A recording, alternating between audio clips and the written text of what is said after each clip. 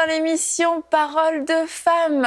Nous recevons cette semaine une invitée que vous avez déjà vue sur MCI TV, mais pas dans Parole de femmes, dans Hosanna. Mais aujourd'hui, tu viens nous parler, Émilie Charette.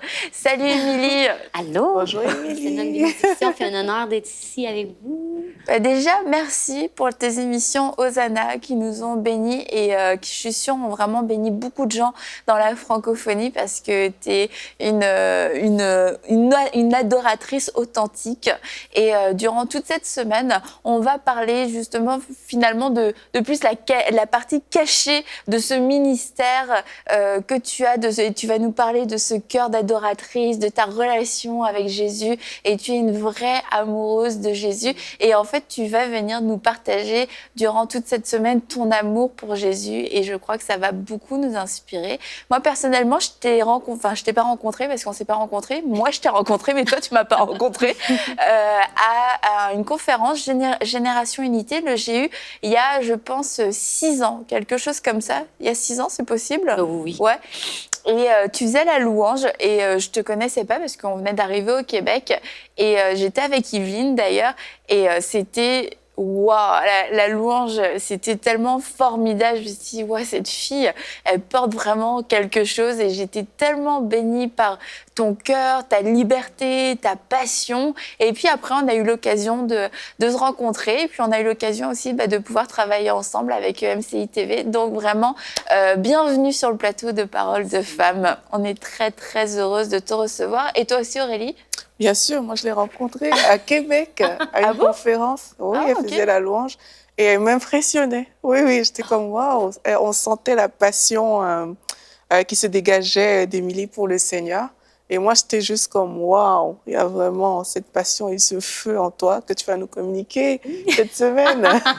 Est-ce que toi, tu veux dire 2 petits mots sur toi, ou 3 ou 4 ou 5? Ah, mon Dieu. Ben oui, ça me fait plaisir. Dans le fond, sur mon présentement, dans le fond, je fais partie de l'équipe pastorale de l'Église Oasis et du mouvement Génération Unité. Donc, et je suis maman de 3 merveilleux enfants. Néhémie, qui a 10 ans, Louis-Philippe, 8 ans, et ma petite dernière, Abigail, qui a 5 ans, un petit cadeau du ciel aussi. Donc, c'est ça. Dans le fond, avant, on était à Québec, puis maintenant, ça fait 3 ans qu'on est sur la rive-sud de Montréal. Et c'est une bénédiction de pouvoir être ici, puis... Fait que c'est ça mon quotidien un peu. Mon quotidien de vie normale. Et en fait, pendant toute cette semaine, comme je disais, tu vas nous partager ton amour pour Jésus, ton quotidien aussi avec Jésus, parce qu'on veut tout savoir sur toi, Émilie.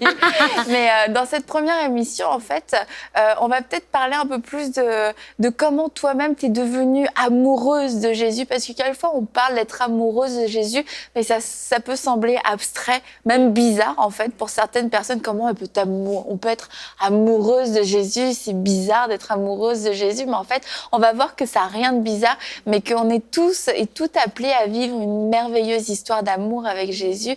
Et toi, tu l'as découvert au fur et à mesure des années et tu as développé aussi cette histoire d'amour avec Jésus.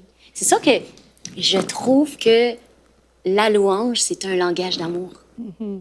Puis c'est le moment où on peut exprimer notre amour. Fait que c'est sûr que la louange, c'est un bon départ pour développer une vie d'intimité avec Jésus, puis une vie de fraîcheur. Le Seigneur nous appelle à être épanouis en lui. Pas juste être un chrétien qui il faut que je fasse ci, il faut que je fasse ça, il faut que je prie, il faut que j'ai plein de choses à faire, à pas faire. Non, le Seigneur veut qu'on vive une vie épanouie, remplie de joie avec lui. Puis remplie de joie, ça veut pas dire qu'on vit pas de défis. Parce que les défis, il y en a. Mais le Seigneur veut nous amener dans un cheminement où que, à travers les défis, on peut expérimenter l'amour de Jésus. Puis c'est sûr que il y a une bénédiction que j'ai pu découvrir le Seigneur quand même dans mon adolescence. Et ça fait toute une différence. Tout a commencé un peu à la jeunesse. Je commençais à jouer du piano, puis j'ai commencé à jouer du piano à la jeunesse, puis en même temps, j'avais des grandes sœurs. Et je regardais mes grandes sœurs. Puis quand je suis arrivée un peu à l'école, je me souviens de mes grandes sœurs à peu près... ma grande sœur a 10 ans avec moi et mon autre grande sœur, 7 ans et demi. Et je me souviens des voir être au secondaire et qui ont commencé à prier au secondaire. Les midis, on commençait à prier les midis. Wow. Et le Seigneur a vraiment fait un œuvre dans l'école, un réveil s'est produit dans l'école. Ils ont commencé, au début, ils étaient toute seule, ma grande sœur était toute seule, Anne-Claire, et finalement, il y a vraiment un réveil qui a pris place à l'école. Et moi, je me souviens, j'étais toute jeune dans ce temps-là, mais je les voyais prier dans leur chambre. J'entendais ma sœur prier même en langue dans sa chambre, puis ça m'a tellement inspirée. Elle avait quel âge? Dans ce temps-là, elle était en secondaire 5. Moi, je rentrais à l'école. Ah ouais, wow. Fait qu'on on a 10 ans de différence. Mais j'ai vu ces choses-là. Donc, elle avait 15 ans, quoi. Oui, Wow. 15-16 ans. Puis, elle s'est levée pour Jésus dans son école. Mais moi, la petite sœur, je voyais ça. J'ai vu en mes sœurs que, une vie de prière, une vie de louange, mais que ça porte du fruit. Fait que quand j'étais enfant, ça m'a inspiré beaucoup. Ça a été vraiment des modèles pour moi. Donc, enfant, j'étais comme, Seigneur, moi, c'est ça que je veux être. Fait que j'ai grandi là-dedans et j'ai continué. Puis quand j'ai commencé à jouer du piano, j'ai commencé à vraiment développer mon intimité avec Jésus. Et je me souviens de me mettre au piano puis commencer à prendre du temps avec Jésus. Puis de juste chanter des louanges. Puis, c'est ça quand tu étais jeune aussi. Quand j'étais adolescente. Fait que dans ces temps d'adolescence, ça a été vraiment un temps où que j'ai découvert l'intimité, où que je me souviens d'aller dans ma chambre, puis d'aller là, puis d'attendre. Puis des fois, quand on est dans nos débuts, on ne sait pas trop comment commencer. Mais je me souviens de dire, OK, le Seigneur dit, rentre dans ta chambre et le Seigneur ferme la porte, oui, et le Seigneur qui te voit va te récompenser. Fait que, au début, j'avais soif de plus, puis je savais pas trop comment commencer, mais j'ai commencé comme ça. Je me souviens de me mettre à genoux dans ma chambre, puis Seigneur, je veux te connaître plus. Viens me parler. Puis je me souviens de commencer comme ça, d'être en attente, puis commencer à chanter. Je sortais ma guitare, je jouais aussi de la guitare, de piano, puis je commençais juste à l'adorer. Et tranquillement, dans ces moments-là, que je revenais de l'école, puis là, je me dépêchais d'aller dans ma chambre parce que je commençais à développer quelque chose avec le Seigneur. Puis c'était vraiment drôle parce que ça, c'est le quotidien que là, je commençais à composer, je commençais à vivre. Et là, j'avais ma maman qui me disait « Émilie, viens faire la table! » Non, attends un petit peu. « Émilie, je t'ai demandé de monter. » Puis moi, j'étais en train de découvrir, mais ça, c'est le quotidien normal de la vie. Puis en même temps, il fallait que je lâche ça, puis que je sois une bonne fille, puis que je serve ma mère. Mais ça a commencé comme ça, et j'ai comme développé mes temps avec le Seigneur comme ça. Et c'est là que j'ai vraiment tombé en amour avec Dieu, puis j'ai expérimenté toutes sortes de choses. Quand j'ai eu 14 ans, dans le fond, j'avais des peurs dans mon cœur. J'avais beaucoup de peurs. Et des fois, on a des peurs du noir, peur de toutes sortes de choses qu'on ne sait pas d'où ça vient vraiment. Mais à un moment donné, je me suis rendu compte que dans ce que j'écoutais, j'avais regardé des choses. Tu sais, quand on est adolescente, des fois, on est avec nos amis, puis on écoute des petits films peut-être épeurants, ou des petits films qu'on découvre des choses, puis on s'en rend pas compte. Mais des fois, ça crée des peurs, puis ça crée des blocages, des fois dans notre relation avec Dieu. Et à ce moment-là, je savais pas encore, mais j'avais comme plein de peur. Et je me souviens d'un dimanche soir. Dans ce temps-là, on avait les réunions du dimanche matin, le dimanche soir. Et je me souviens de ce journée-là où j'ai vraiment, pour la première fois, j'ai expérimenté Dieu d'une façon extravagante. Et de rentrer à l'église, puis je me sentais vraiment comme oppressée. Je sais pas s'il y en a qui ont déjà expérimenté ça, mais moi, Dieu me parle beaucoup avec les couleurs. Je suis très artistique, donc je me sentais noire à l'intérieur. Je me sentais dépressive. Puis j'étais comme, mais qu'est-ce qui se passe? Je ne savais même pas, moi, comment mettre des mots à ça. Et je me souviens qu'il y a des gens qui venaient prier pour moi parce que c'était comme, il y avait toujours de la prière d'intercession avant la réunion. Et j'étais là, plein de gens étaient venus prier pour moi, mais c'était lourd. Puis des fois, on prie pour des gens, puis on pense qu'il ne se passe rien. On pense dans notre cœur qu'il ne se passe rien, mais on est juste, le Saint-Esprit est juste en train d'ôter des couches. On ne le sait pas, mais la prière a toujours une efficacité. Mais dans mon corps, j'avais l'impression qu'il ne se passait rien. Donc là, le temps arrive qu'on doit aller à la réunion. Et je me souviens de ce choix que j'ai eu, de dire, OK, ou je reste là à me morfondre dans le petit coin, puis dire, qu'est-ce qui se passe? Je me sens noire, je suis dépressive. Ou bien je me botte là derrière, je m'en vais à la réunion et peu importe mes émotions, je choisis d'aimer mon Dieu, peu importe, parce que... Et là, à 14 ans. Oui, ça a été... Peu importe, je choisis d'adorer mon Dieu. Donc, je me souviens de rentrer dans la réunion. Au début, j'étais assise et je me suis levée. Et là, j'ai levé mes mains. Mais c'est drôle parce qu'au moment que j'ai pris le choix de dire « j'ai levé mes mains », j'ai commencé à l'adorer vraiment de tout mon cœur. Ça peut peut-être être bizarre comment je vais le raconter, mais c'est vraiment ça qui s'est passé. J'ai senti la présence de Dieu me remplir. J'ai commencé à sauter, puis c'était pas encore quelque chose qui se faisait. Puis je veux pas faire peur à personne, mais c'est ce qui s'est passé dans ma vie. J'ai commencé à sauter et je me suis mis réellement à courir autour de... J'avais 14 ans, mais dans le fond, j'avais 14 ans, mais j'en avais l'air de 8. Vrai. Donc, des fois, je regarde ça, j'ai dit, ah, mon Dieu. Mais j'ai commencé à courir, mais je courais. C'est comme si toute l'énergie que j'avais en dedans de moi, le Seigneur venait de me libérer. Je me suis mis à courir, mais dans mon esprit, je ne courais pas. Je ne sais pas s'il y en a qui ont déjà vu Bambi, mais il y a une place dans Bambi où il est en amour, puis gambade dans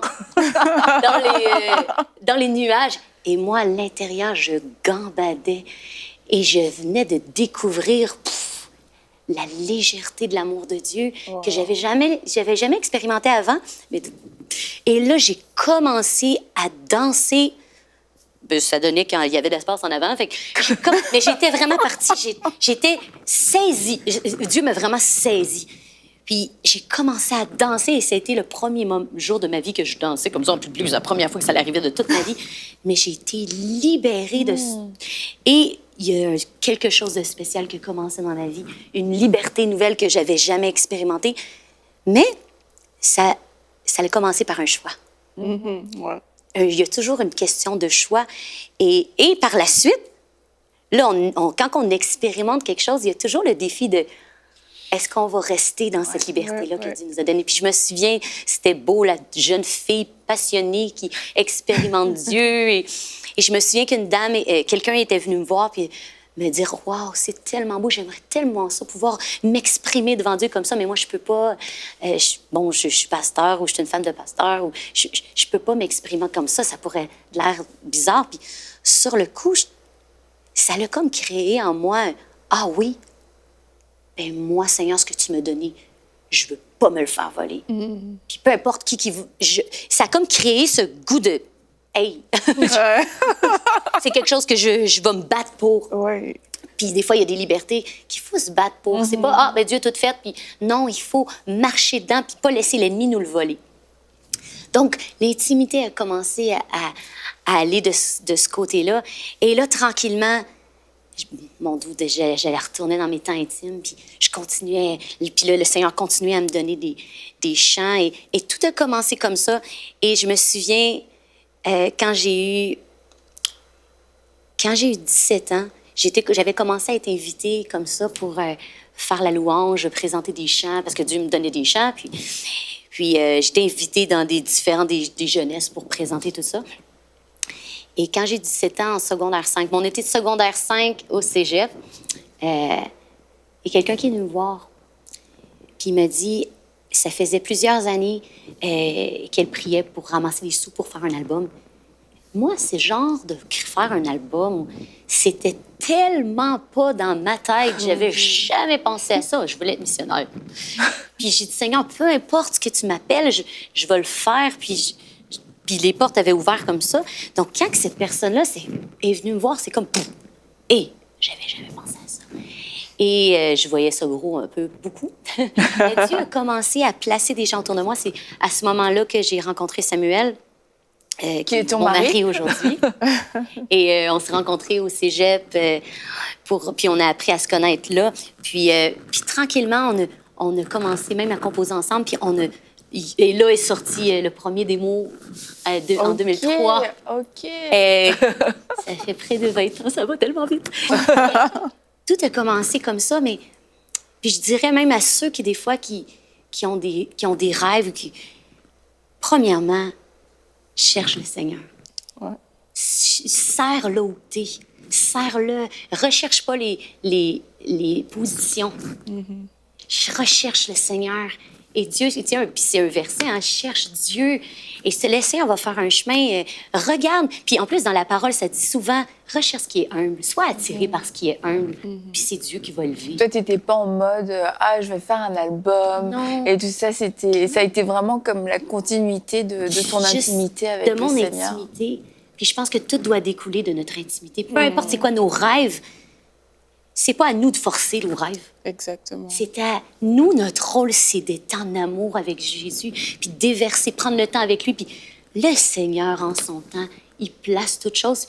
Puis, des fois, quand on est trop sur nos rêves, puis puis on est dans une société aussi qu'on recherche beaucoup à faire des choses, puis il faut rentrer dans notre appel, puis c'est bien. Mais ayons un cœur de louange, un cœur qui adore, un cœur qui le cherche, qui le sert, puis Dieu va tout placer.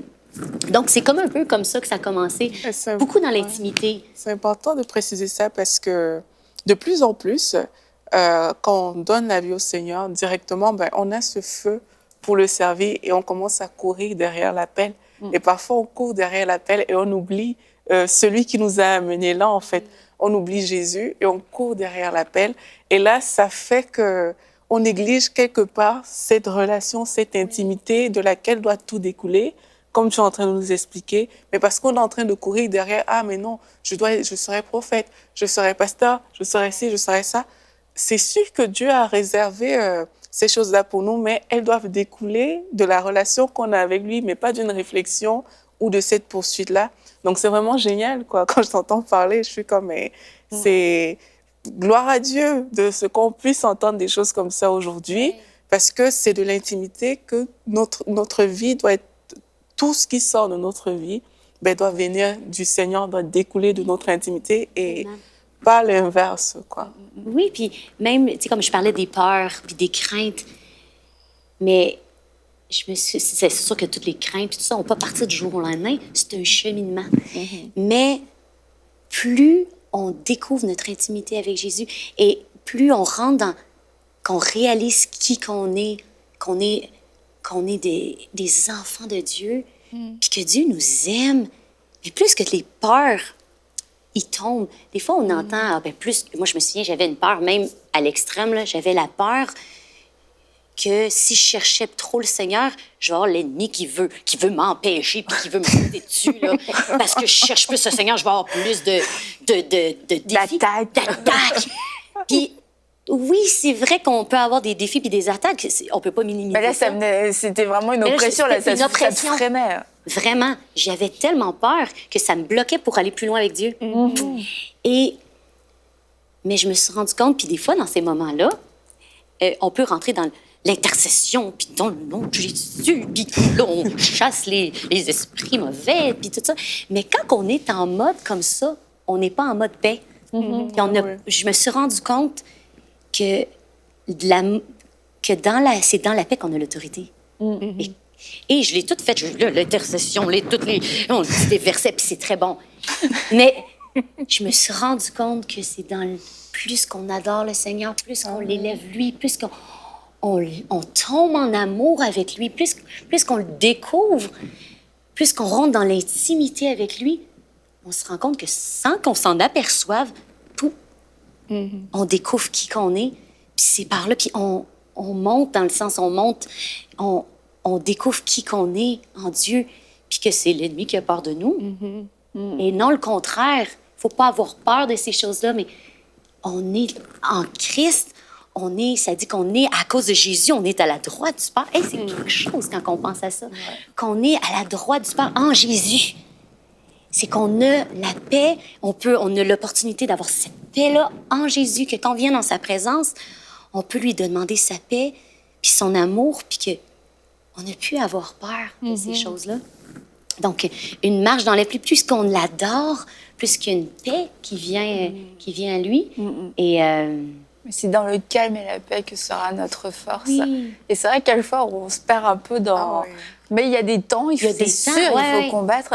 Mais on ne peut pas toujours être comme ça. Il faut apprécier, il faut reconnaître et accepter ces temps de paix et de foi, finalement, que Dieu nous donne. Et tu parlais au début de l'émission, c'est pas parce qu'on est dans la joie qu'il y a pas de défi.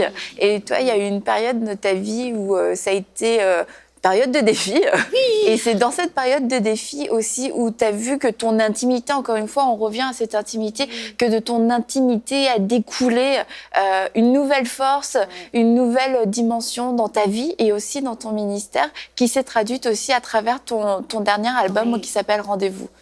Ah oui. Il y a eu des temps où que le Seigneur nous a vraiment montré à faire des pas de foi et qui ont été pour nous des temps hyper difficiles parce que spirituellement, on savait que c'était ça qu'il fallait faire. Donc, là, on était à Québec, le Seigneur nous demandait c'est une longue histoire, fait que je vais écouter, mais d'aller sur la Rive-Sud de Montréal et travailler pour l'église Oasis. Mais quand on a commencé ce processus-là, au début, tout allait bien, mais tout d'un coup, on a commencé, autant spirituellement qu'il y a des belles choses qui se passaient, autant que dans le naturel, notre maison ne se vendait plus. On a eu plein de problèmes avec la maison. Financièrement, tu sais, comme on avait une compagnie dans ce temps-là, et la compagnie, tout allait bien. Tout d'un coup, on n'avait plus de contrat. Et on a frappé comme un mur de défis. C'était tellement rough. Puis je me souviens de cet état-là qu'on se disait, Seigneur, qu'est-ce qui se passe? Et il a fallu qu'on apprenne à aller chercher notre paix parce que dans le naturel, il n'y a rien qui fonctionnait. Et je me souviens de cette image-là que le Seigneur m'avait donnée de l'avion. Que quand il y a les nuages, quand tu prends l'avion, puis qu'il y a une tempête, puis qu'on passe, on monte, l'avion, dans le fond, elle va au-dessus des nuages. Puis quand tu t'en vas au-dessus des nuages, les nuages sont encore là. Mais quand tu montres en haut, le calme, il y a tellement le calme qui est là, le soleil est là. C'est toujours beau au-dessus des nuages. Et c'est tellement calme, c'est paisible. Et le Seigneur voulait qu'on passe à cette étape-là. Mais c'est pas toujours facile, mais je crois que la louange est une force dans ces moments-là. Et quand je parlais, dans le fond, il y a des temps d'intercession, il y a des temps pour déclarer, mais dans le fond, ça tout dépend de notre âme. Si notre âme est agitée, même si on intercède, si notre âme est agitée, c'est une question d'âme. Que quand on intercède, mais qu'on sait que c'est un temps pour ça, qu'on a la paix ici, la paix de l'âme. Puis là, on peut déclarer, puis les choses changent, mais ça vient de notre intimité, puis de la paix.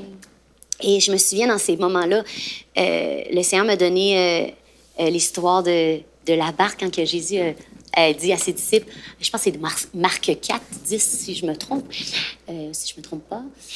Et dans le fond, Jésus leur dit, passez de l'autre bord.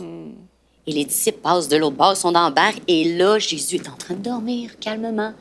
Il dort sur la barque, et là, il y a la tempête, et là, les disciples sont en panique. Et je comprends. C'était des pêcheurs en plus, là, mais ils sont en panique. Et Jésus qui dort nous donne cet exemple de paix. Et Jésus s'est levé et il a commandé à la tempête. Et la tempête s'est calmée.